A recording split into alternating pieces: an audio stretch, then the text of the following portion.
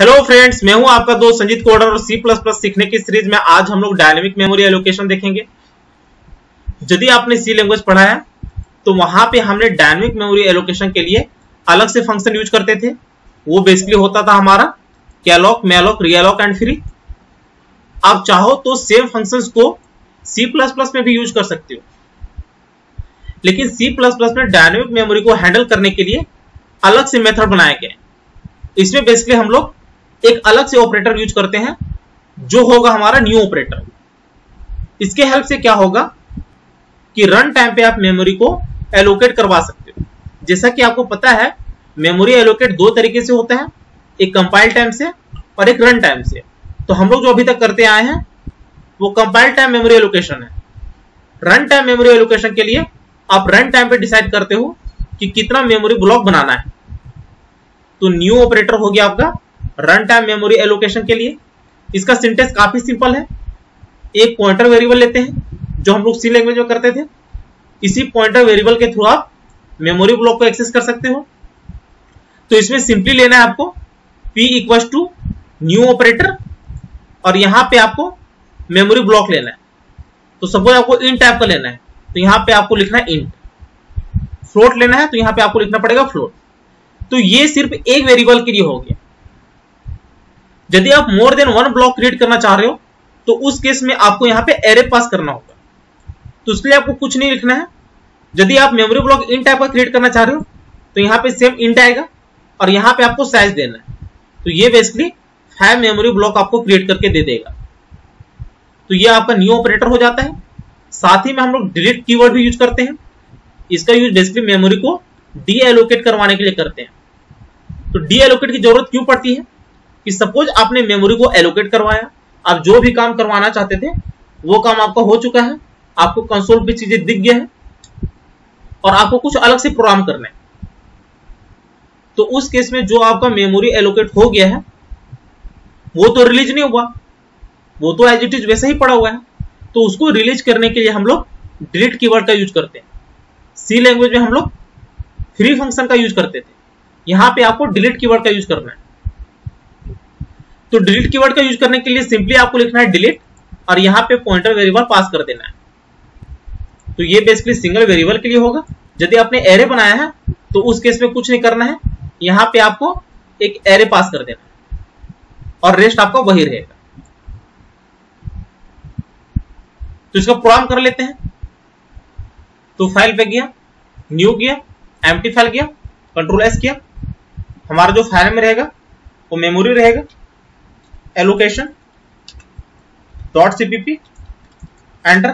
Header fetch लेने हैं तो हैश इंक्लूड आईओस्ट्रीम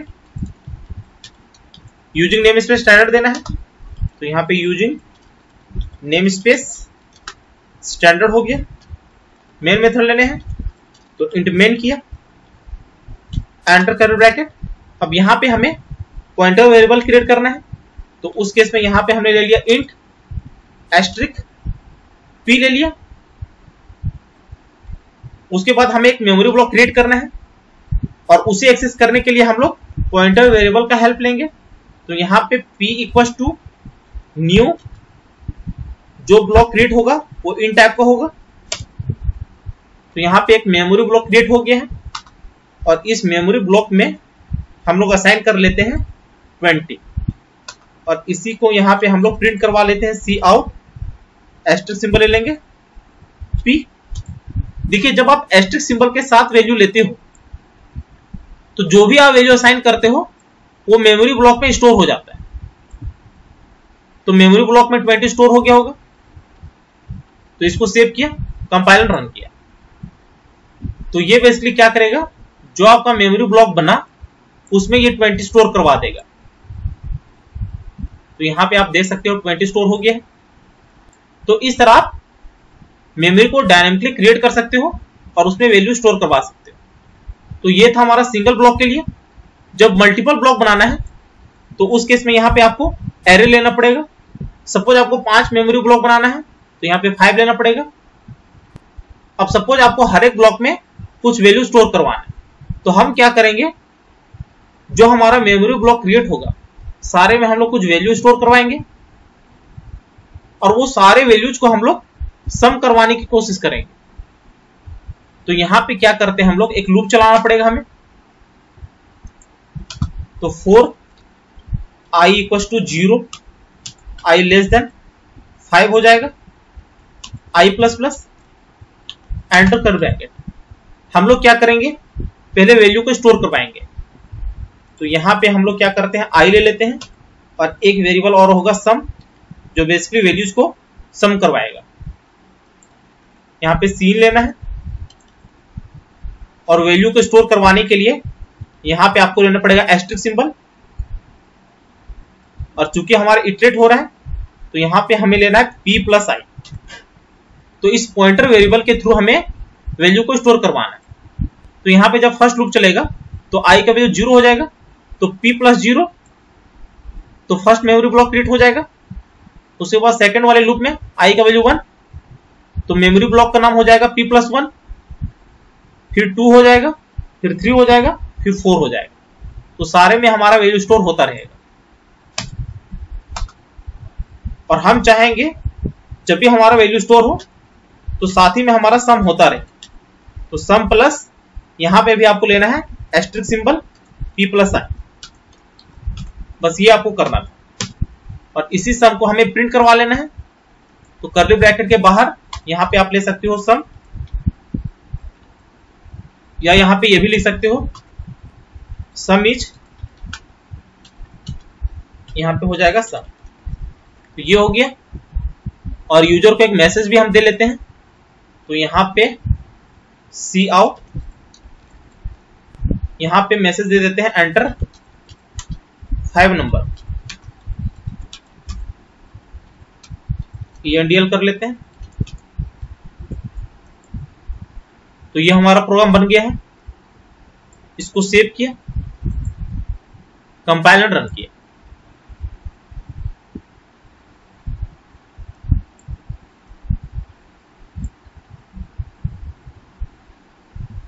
तो देखिए एंटर 5 नंबर पूछ रहा है। तो फर्स्ट होगा हमारा 10, सेकंड होगा 20, थर्ड में होगा 30, फोर्थ में होगा 40 और फिफ्थ में होगा 50। तो यहां पे आप दे सकते हो सम इज 150 आ गया, मतलब जो भी हमने वैल्यू स्टोर करवाया वो सारे का सम हो गया। तो इस तरह आप रन टाइम पे मेमोरी को क्रिएट कर सकते हो, उसमें वैल्यू स्टोर करवा सकते हो और उसको किसी भी तरह ऑपरेट कर सकते हो। तो ये हमारा न्यू कीवर्ड का यूज हो रहा था। डिलीट का भी देख लेते हैं। तो उस केस में कुछ नहीं करना है। सपोज यहां पे आपका प्रोग्राम खत्म हो रहा है और आपको मेमोरी को डी एलोकेट करना है, तो उस केस में क्या कर सकते हो, यहां पे डिलीट कीवर्ड लिख सकते हो और यहां पे एरे पास करके सिंपली यहां पे पॉइंटर वेरिएबल ले लेना है। तो p ले लिया, इसको सेव किया, कंपाइल एंड रन किया। तो इस केस में क्या होगा, आपका आउटपुट सेम वही आएगा, लेकिन मेमोरी का अननेसेसरी लॉस ना हो, इसलिए हमें यहाँ पे डिलीट कीवर्ड लेना होता है।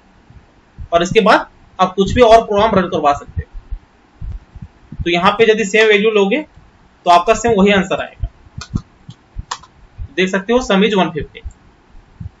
तो ये था एरे के केस में। यदि सिंगल वेरिएबल होता तो यहाँ पे एरे हट जाता। तो ये आप ध्यान रखना।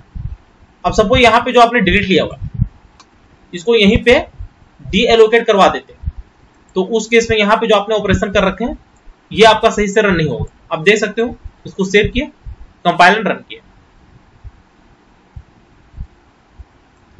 एंटर 5 नंबर पूछ रहा है। तो फर्स्ट हो गया 10, सेकंड हो गया 20, थर्ड में हो गया 30।